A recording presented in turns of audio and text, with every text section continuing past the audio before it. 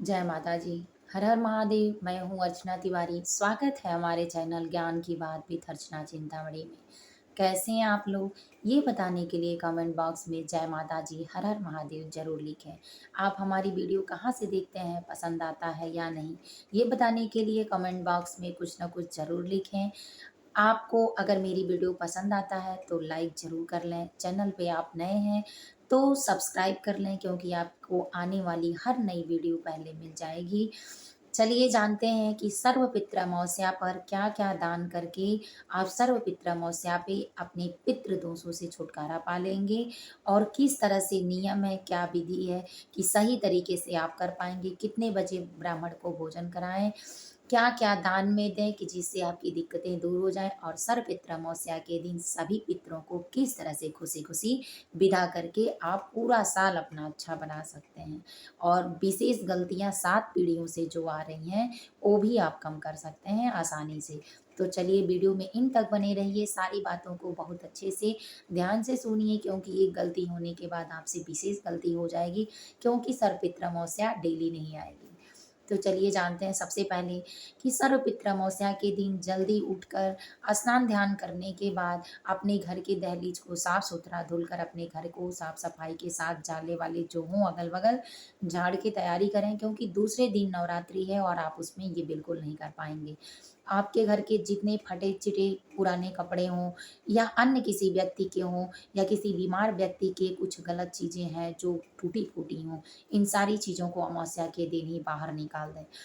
बाहर कैसे निकालेंगे? सबसे पहले आप नमक में उसको धुलेंगे, फिर धूप में सुखाएँगे, फिर उसको किसी अन्य चीज़ में, मतलब किसी झोले वगैरह बैग में पैक करके, जो गलत चीज़ हो, बोरी बोरा जो आपके घर हो, उसमें रखकर आप किसी नदी नाले में मतलब ऐसे जगह डाल दें कि जहाँ किसी चीज़ का प्रकोप ना हो, वो बह जाए या धँस जाए। ये ज़रूर कर लें। पितृ अमावस्या के दिन आप अपने घर की साफ-सफाई करने के बाद, शुद्धता लाने के बाद सर्वप्रथम भोजन बनाएँ। भोजन में आपको मीठा बनाना, यानी ऑयली चीज़ें उस दिन सबके वहाँ बनती हैं, तो पूड़ी, पकवान, खीर ज़रूर बनाएँ। तो ये बनाने के बाद आपको पंच महाबलियाँ निकालनी है। पहला भगवान को भोग लगाएँ, दूसरा अपने पितृदेव को अर्पित करें ले जाकर किसी सुनसान जगह पे पानी के साथ। दूसरा कौवे को, चिड़ियों को दें। तीसरा चींटी-चींटियों को दें। चौथा गाय को दें, 5वां कुत्ते को दें। ये 5 महाबलियाँ हैं कि जिसको निकालने से आप हर कष्ट अपना दूर कर सकते हैं, और उनके हिस्से का भी धन आपको मिल जाएगा। जितना आप खर्च करते हैं, आप देखते हैं कि उसके विशेष रूप से आपको वो धन प्राप्त हो जाता है। तो ये काम ज़रूर करें। इसके बाद आप किसी ब्राह्मण को निमंत्रण एक दिन पहले दिए रहें, उनको बुलाकर बैठाएँ किस दिशा में, जिस दिशा में पितरों का वास होता है। यानी आपके घर का जो कोना होता है दक्षिण दिशा का, उस दिशा पे दक्षिण दिशा के उत्तर से दक्षिण जो पड़ता है वो, और पूरब से जो पश्चिम का कोना पड़ता है वो, उस दिशा की तरफ उनका मुख करके बैठाएँ। और मुख बैठाने के बाद जिस आसन पर वो बैठे काला तिल डाल दें, सफ़ेद फूल डाल दें, गंगा जल से पवित्र कर दें। उसके बाद उनको बिठाकर उनके सर पर कुछ रखकर वस्त्र भोजन कराएँ। भोजन कराने के बाद उनको पूड़ी पकवान आप जो भी देते हैं तो बैठाएँ, और भोजन कराने के लिए अपने पितृ को जो दक्षिणा देना है, वो सारी चीज़ें सामग्रियाँ वहाँ रखकर और उनसे आप संकल्प कराएँ।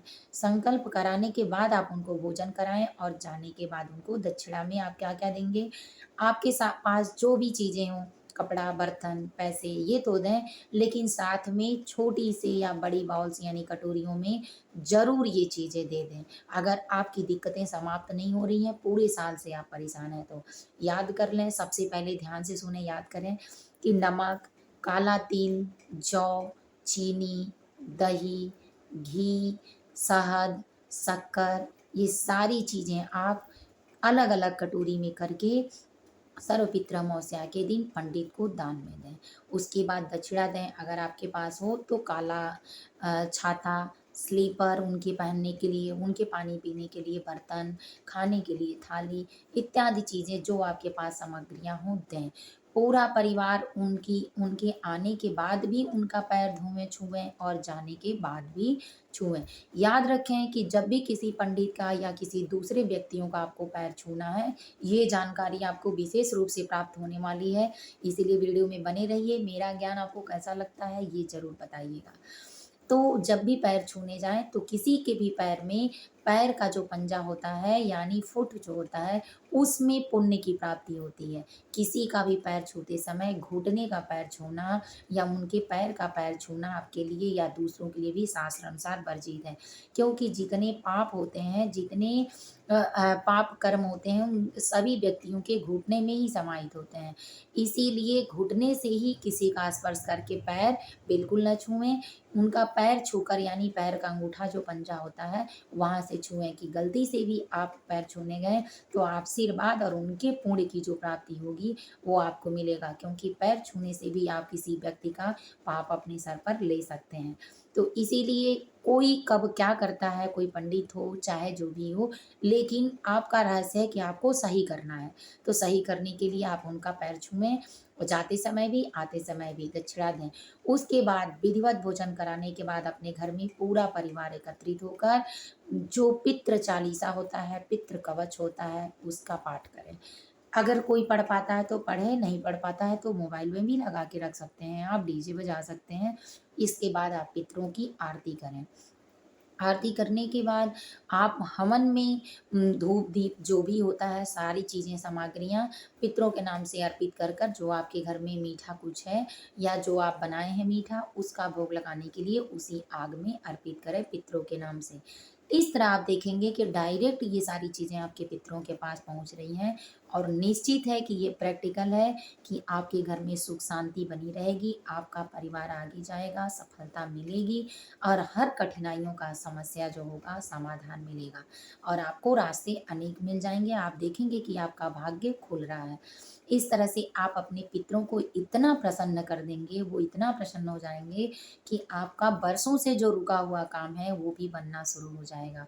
और उसके दूसरे दिन से आप अपने घर में पितृअमावस्या जब बीत जाए तो रात में ही अपने घर में लोबान कपूर जलाकर पूरे घर में दिखाएँ, नकारात्मक शक्तियाँ आपके घर से दूर हो जाएँगी और उसके सुबह से विसर्जन होने के बाद नवरात्रि के दिन से आप माता दुर्गा की पूजा करें, 9 रूपों की विशेष रूप से। आप देखेंगे कि आपके परिवार में जो सकारात्मक शक्तियाँ प्रवेश कर रही हैं, नकारात्मकता जैसे दूर हो रही है, सफलता आपका कदम चूमेगी। एक बार करके ये ज़रूर देख लें।